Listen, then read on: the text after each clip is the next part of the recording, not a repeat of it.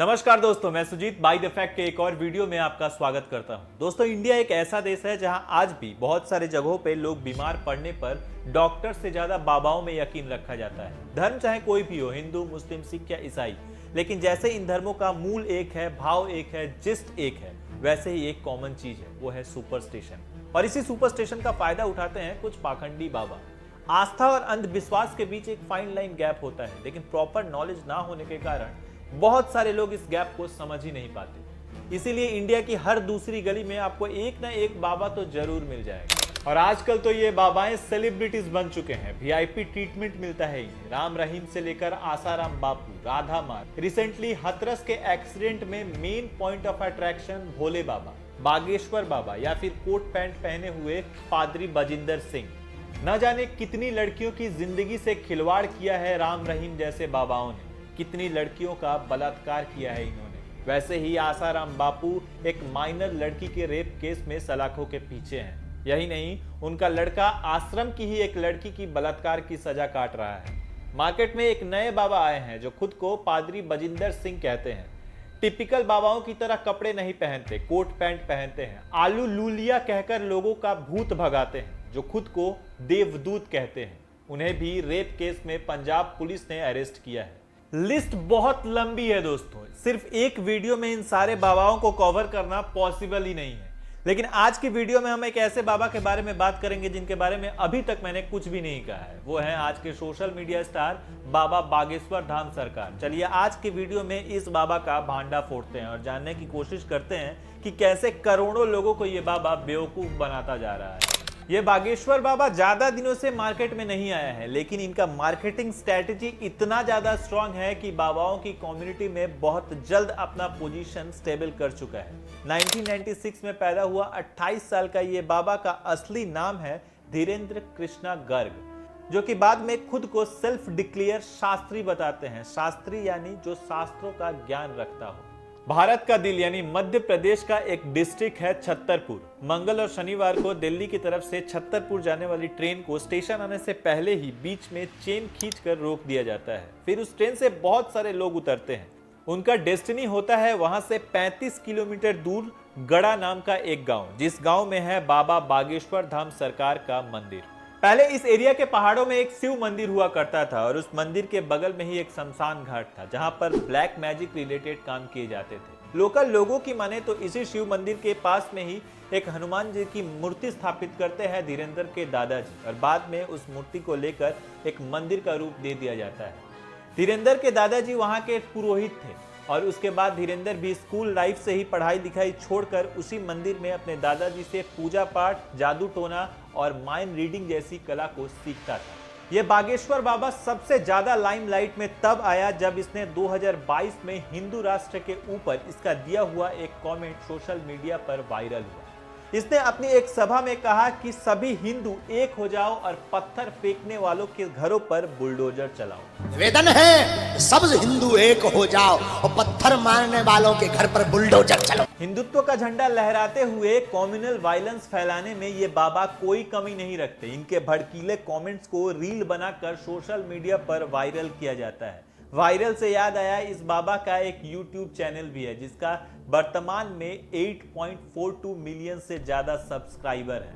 हालांकि ये चैनल ज्यादा पुराना भी नहीं है। 2019 के जून में बनाया हुआ इस चैनल की कुछ वीडियोस को देखने पर ही आपको पता चलेगा कि ये चैनल सिर्फ और सिर्फ बाबा की दिव्य शक्तियों का प्रमोशन करने का एक प्लेटफॉर्म है। इस चैनल की सभी वीडियोस में बाबा चमत्कार करते हुए नजर आते हैं और खुद को चमत्कारी बाबा भी कहते हैं। इन सब वीडियो में मिलियंस व्यूज भी आते हैं। तो अभी आप समझ ही सकते हैं कि ये बाबा अपने YouTube चैनल से महीने में कितना कमाता होगा। चलिए आपको एक वीडियो दिखाते हैं जिसमें ये बागेश्वर बाबा खुद की इनकम को ही इनडायरेक्टली बता रहे हैं। हमारी तो कोई फिक्स कमाई नहीं है, क्योंकि हमारी कोई कंपनी या बिजनेस नहीं है। कोई चढ़ा जाता है, हमारे पास करोड़ों सनातनियों का प्यार, लाखों करोड़ों लोगों की दुआएं, हजारों संतों का आशीर्वाद। इतनी कोई हिसाब किताब तो रखता होगा ना कि कितना पैसा आया, जितने सनातनी उतनी कमाई, हिसाब आप लगाओ। तो देखा आपने, करोड़ों सनातनी यानी करोड़ों की कमाई। बागेश्वर बाबा हमेशा सत्संग में अपने हाथ में कागज और पेन लेकर बैठते हैं, फिर उसी क्राउड में से किसी को अपने पास स्टेज पर बुला लेते हैं और उसके बारे में कुछ इंफॉर्मेशन उस पेपर पर लिख देते हैं। फिर उसकी समस्या का समाधान देते हैं। उस समस्या का समाधान होता है सिर्फ फूंक या फिर भभूति या फिर कुछ अजीबोगरीब मंत्र। किसी को परेशानी, शरीर में पीड़ा है, उस व्यक्ति को लगाने के लिए थोड़ी सी भभूति ऐसे हाथ पे रखना। ओम बागेश्वराय वीर वीराय हुम फट स्वाहा। और तेज किया जाए शक्ति का प्रभाव। भूत पकड़े लोगों को मार लगाकर वो भूत भगाते हैं। एक बार ऐसे ही इस बाबा की सभा में एक जर्नलिस्ट आया था और उसने इंट्रोडक्शन में ही ये बता दिया था कि वो किस हाउस के बिहाफ से आया है। लेकिन बाबा उस जर्नलिस्ट के बारे में पहले ही अपने पेपर में कुछ लिख चुके थे, लेकिन बार बार सुनने के बाद भी बाबा उसके हाउस का नाम नहीं बता पाए। कौन सी न्यूज है तुम्हारी? Mojo story Delhi. Mojo story Delhi. कौन सी? हाँ जी, कौन सी न्यूज? Mojo story Delhi. हमें ये ज्ञात था तो जब हम दरबार में बैठे थे तब 2 पर्चे बनाकर हमने पहले ही रख लिए थे।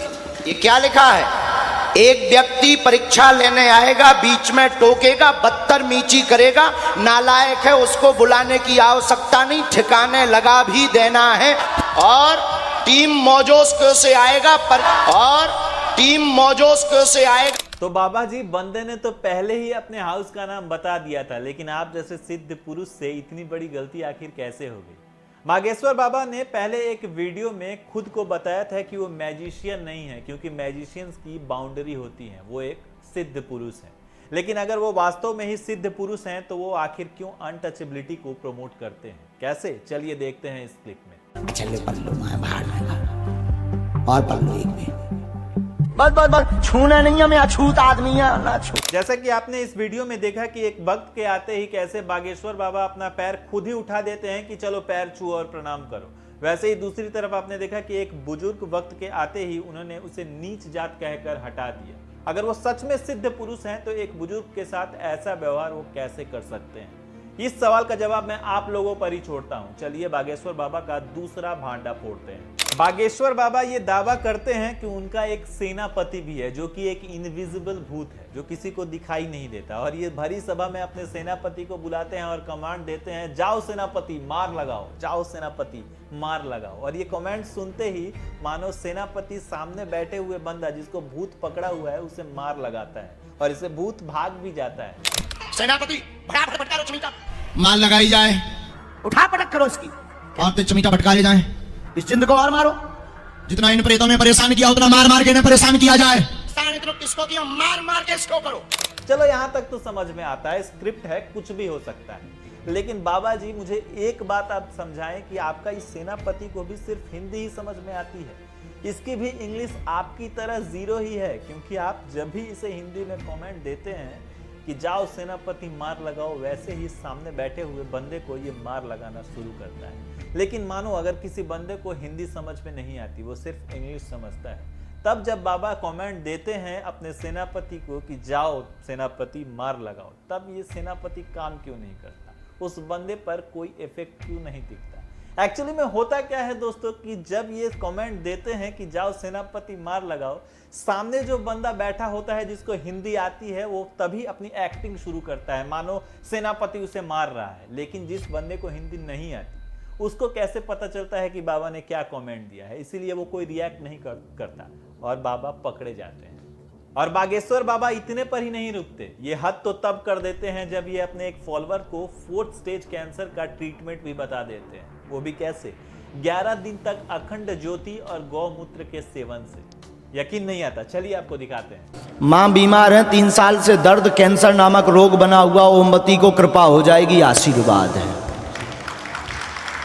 4थी स्टेज पर पहुंच गया है, गंभीर हालत में है, असहनीय पीड़ा बनी रहती है, औषधि ले चुके हैं, उनमें लाभ नहीं हुआ है, दाम की पेशी करें। आप अपने घर पर जो है 11 दिन की अखंड ज्योति जलाएं, 50 ग्राम देसी गाय के गोमूत्र में 2 खड़ी हल्दी की गांठ पीस करके मिला करके रोगी को पिलाएं, लाभ 100% होगा, आशीर्वाद। आप सोच सकते हैं कि ये बाबा पूरे देश में किस तरह से अंधविश्वास फैला रहा है।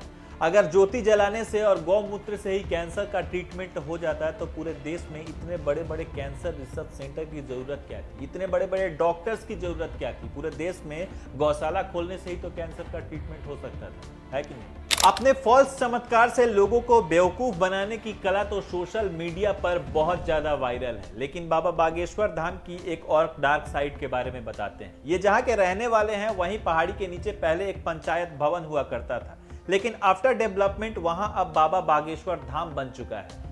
लोगों को अगर परेशानी होती भी है तो वो किसी को बता नहीं सकते, क्योंकि मध्य प्रदेश के होम मिनिस्टर नरोत्तम मिश्रा से लेकर बड़े बड़े पॉलिटिशियन या फिर पुलिस, आईपीएस सभी बागेश्वर बाबा के सामने सर झुकाकर चलते हैं। आखिर लोग कंप्लेन करें तो किससे करें?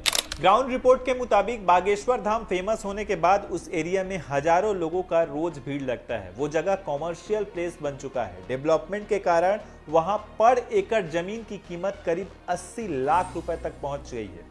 पर बागेश्वर धाम के ऊपर आरोप है कि धीरेन्द्र शास्त्री के इशारों पर वहां सभी जमीनें फोर्सफुली इलीगली दखल किया जा रहा है। सरकारी नक्शों के अनुसार जो जगह तालाब या जंगल है, वहां जंगलों को साफ करके या तालाबों को भरकर बाबा के शिष्य जमीन पर दखल कर रहे हैं। लोग परेशान तो हैं, लेकिन मुंह खोलने की हिम्मत किसी में नहीं है। लेकिन यह हिम्मत दिखाई महाराष्ट्र अंधश्रद्धा निर्मूलन समिति ने। यह समिति 1989 में बनाई गई थी। इस समिति के फाउंडर थे नरेंद्र दाभोलकर। यह समिति धर्म के नाम पर चलने वाले अंधविश्वासों के खिलाफ आवाज उठाने का काम करती थी, इसीलिए इनके दुश्मन भी मार्केट में भरे पड़े। और इसी का नतीजा है कि 2013 साल में इस समिति के फाउंडर नरेंद्र दाभोलकर जी की गोली मारकर हत्या कर दी गई और उनके बाद इस समिति की जिम्मेदारी संभाल रहे हैं श्याम मानव। श्याम मानव जी ने आरोप लगाया धीरेन्द्र शास्त्री के ऊपर कि ये अपनी सभा में अंधविश्वास फैला रहे हैं लोगों के बीच। उन्होंने एक चैलेंज किया धीरेन्द्र शास्त्री को कि अगर वो दिव्य दृष्टि रखते हैं तो साबित करें। उनका कहना था कि वो 10 लोगों को एक कमरे में ले जाएंगे जहां पर धीरेन्द्र शास्त्री भी उपलब्ध होंगे और उनको अपनी दिव्य दृष्टि से उन 10 लोगों के बारे में बताना होगा, जैसे कि उनका नाम, पिता का नाम, मोबाइल नंबर और उनका एज। इसके साथ साथ बगल वाले कमरे में रखे हुए कुछ सामानों के बारे में भी अपनी दिव्य दृष्टि से बताना होगा। अगर धीरेन्द्र शास्त्री 90% भी इस बारे में सच बता पाते हैं तो वो अपना सर धीरेन्द्र शास्त्री के चरणों में टेक देंगे। इसके साथ साथ वो धीरेन्द्र शास्त्री को 30 लाख रुपए का इनाम भी देंगे। लेकिन अगर धीरेन्द्र शास्त्री इस प्राइज मनी को एक्सेप्ट नहीं भी करते हैं तो वो अपनी 35 साल से चल रही ऑर्गेनाइजेशन जो कि सक्सेसफुल है उसे वो बंद कर देंगे। तो भाई हम आपके सामने 10 लोग रखेंगे, ये 10 लोगों के आप नाम बताइए, उनके पिताजी का नाम बताइए, उनकी उम्र बताइए और उनके मोबाइल नंबर बताइए। आपका दावा है कि आप भक्तों के घर में जाते हो, कौन से रूम में कौन सी चीज़ कौन से अलमारी में रखी है कहते हो। इसको क्लेरोवायंस कहते हैं, दिव्य शक्तियाँ कहते हैं। ये दिव्य शक्तियाँ सिद्ध कीजिए। जहाँ ये चैलेंज कंडक्ट किया जाएगा, नागपुर के सभी संभ्रांत पत्रकारों के सामने कंडक्ट किया जाएगा। उनके पास में ही जो रूम होगी वहाँ पर हम 10 चीज़ें रखेंगे, उसको वीडियो रिकॉर्डिंग करेंगे और आप उनको पहचान कर बताइए। अगर आप 90% भी करेक्ट रहते हो तो आपको 30 लाख रुपए का प्राइज मिलेगा हमारे संगठन का।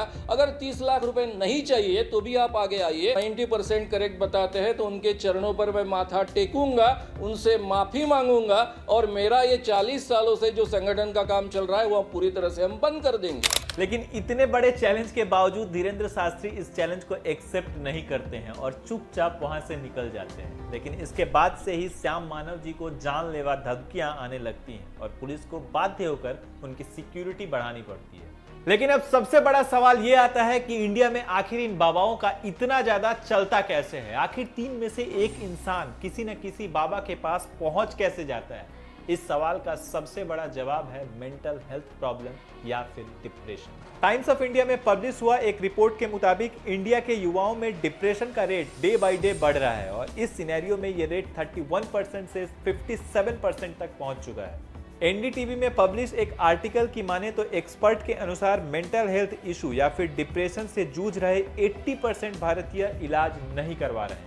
लोग अपने मेंटल हेल्थ प्रॉब्लम को लेकर डॉक्टर से बात करना पसंद नहीं करते, लेकिन इसी सेम प्रॉब्लम को लेकर बाबाओं से बात करने में ये कंफर्टेबल होते हैं और यहीं से शुरू होता है इन बाबाओं का धंधा।